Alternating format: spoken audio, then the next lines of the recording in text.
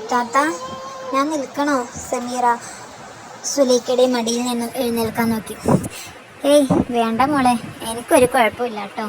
അവൾ സമീറയെ മടിയിലേക്ക് തന്നെ വലിച്ചിരുത്തി. എന്നാൽ ശരി, ഞാൻ പിന്നെ വന്ന് വാങ്ങിക്കോളാം. അബ്ദു അതും പറഞ്ഞ് വണ്ടി എടുത്തു. അവൻ വണ്ടി തിരിച്ചു അഹമ്മദ്ക്കയുടെ വീട്ടിലേക്ക് വിട്ടു. അപ്പോൾ തന്നെ അവരെ ഓവർടേക്ക് ചെയ്ത് 2-3 കാർ ചീറിപ്പാഞ്ഞു. അതിൽ ഒന്ന് ഫൈസിയുടേതായിരുന്നു. ഓ, എന്തൊരു സ്പീഡാണ് പോയ വണ്ടികൾക്ക്. കാണാൻ നല്ല രസമുള്ള കാറല്ലേ. അങ്ങനത്തെ ഒരു കാർ നമുക്കും ഉണ്ടായിരുന്നെങ്കിലോ. എന്നാൽ സുഖസുന്ദരമായി പോകാമായിരുന്നു. ഇത്താത്ത, നിങ്ങൾ വലിയ കാറിൽ കയറിയിട്ടുണ്ടോ? നല്ല രസമല്ലേ അത് രേസിയാക്കി ഇട്ടിട്ട് പോകാൻ. അങ്ങനത്തെ വണ്ടിയിൽ ഇരുന്നാൽ പോകുന്നത് തന്നെ അറിയില്ല. നല്ല രസാ. ഞാൻ ഒരു തവണ കയറിയിട്ടുണ്ട്, സമീറ അഭിമാനത്തോടെ പറഞ്ഞു. അതിന് മറുപടിയായി സുലൈഖ ഒന്നും സംസാരിച്ചില്ല. കല്യാണം കഴിഞ്ഞ് ഫൈസിക്കയുടെ കാറിലാ വന്നത്. അന്ന് കയറിയതാ, ഇനി എന്നെ അതിൽ കയറ്റിയിട്ടില്ല. എന്നെയൊക്കെ എങ്ങനെ കയറ്റാനാ? എന്നെ കാണുന്നത് തന്നെ ചതുർത്ഥിയായിരുന്നല്ലോ. ഇപ്പോൾ ഷാഹിനയുമായി നടക്കുന്നുണ്ടാവും. നടക്കട്ടെ, ഞാൻ ഒഴിഞ്ഞു തന്നല്ലോ, ഇനി എന്നെ സഹിക്കണ്ടല്ലോ. സുലൈഖയുടെ മനം ഒന്ന് തേങ്ങി. താത്ത, അങ്ങോട്ട് നോക്ക്, ആ പാടത്തിനപ്പുറത്തൊരു തോടുണ്ട്. ചെറുപ്പത്തിൽ ഞാനും കക്കയും ആ തോട്ടിൽ കുളിച്ചിട്ടുണ്ട്. ഞങ്ങൾ തോർത്ത് ഉപയോഗിച്ച് മീനൊക്കെ പിടിക്കും. കുറേ കുട്ടികളുണ്ടാകും. നല്ല രസമായിരുന്നു. സുലൈഖയ്ക്ക് സങ്കടം വന്നു എന്ന് മനസ്സിലാക്കിയ സമീറ അവളെ ചിരിപ്പിക്കാനായി വീടെത്തുന്നത് വരെ ഓരോന്ന് പറഞ്ഞു. ഇനി ഇത്താത്ത എൻ്റെ കൂടെ പോരണം. ഉച്ചക്ക് നമുക്ക് നമ്മുടെ രാധേമ്മയുടെ സദ്യ ആയിക്കോട്ടെ. സമീറ അവളുടെ കൈ പിടിച്ചു വലിച്ചു. വാ മോളെ, കൃഷ്ണേട്ടനും അവളെ വിളിച്ചു. വാ മോളെ, നബീസുമ്മയും പോരും, നീ ഇങ്ങോട്ട് വാ. നബീസുമ്മയെ നോക്കി നിന്ന സുലൈഖയോട് രാധാമ്മ പറഞ്ഞു. അവൾ അബ്ദുവിനെ ഒന്ന് നോക്കി. അവനും അവളെ നോക്കി പുഞ്ചിരിച്ചു വീട്ടിലേക്ക് ക്ഷണിച്ചു. എല്ലാവരുടെയും കൂടെ സുലൈഖ സമീറയുടെ വീട്ടിലേക്ക് നടന്നു. അവൾ ആ വീട് നോക്കിക്കണ്ടു. നല്ലൊരു വീട്, കുറച്ച് പഴക്കം തോന്നുന്നുണ്ട്. 4 പാടും ചെടികളും മരങ്ങളും തിങ്ങി നിൽക്കുന്നുണ്ട്. ഞങ്ങളുടെ വീട് ഇഷ്ടായോ? അവൾ ഒന്ന് തിരിഞ്ഞു നോക്കി. ബാക്കിൽ കൈകെട്ടി അബ്ദു നിൽക്കുന്നു. ഇഷ്ടായി, അവൾ ഒന്ന് മെല്ലെ പതുങ്ങിക്കൊണ്ട് പറഞ്ഞു. ഞാൻ സമീറയുടെ അടുത്തേക്ക് ചെല്ലട്ടെ. അവൾ വീടിനുള്ളിലേക്ക് കയറി. ഒരുപാട് പെൺകുട്ടികളെ കണ്ടിട്ടുണ്ട്, ഇവളെ ഫേസ് ചെയ്യാനേ കഴിയുന്നില്ല. ആദ്യം കണ്ടപ്പോൾ തന്നെ അങ്ങനെ തന്നെ അവൾ അകത്തേക്ക് കയറുന്നത് നോക്കി നിന്നു.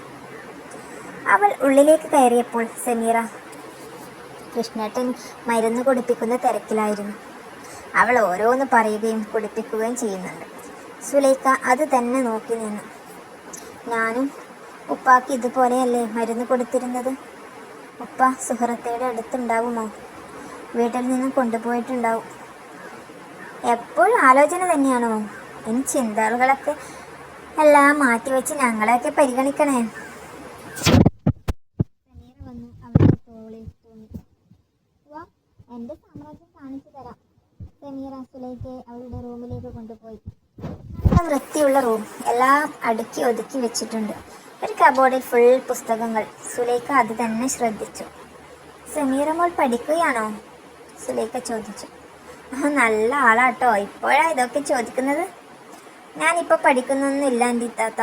എല്ലാ പഠിപ്പും തീർന്നു, എല്ലാം അവസാനിച്ചു. താത്താൻ്റെ പോലെ തന്നെയായിരുന്നു എൻ്റെ ബാല്യം. പക്ഷെ എന്നെ നോക്കാൻ എൻ്റെ പൊന്നിക്കാക്ക ഉണ്ടായിരുന്നു. ഉമ്മയും ഉപ്പയും കണ്ട ഓർമ്മയില്ല. എൻ്റെ ഉമ്മയും ഉപ്പയും ഇക്കാക്ക തന്നെയാ.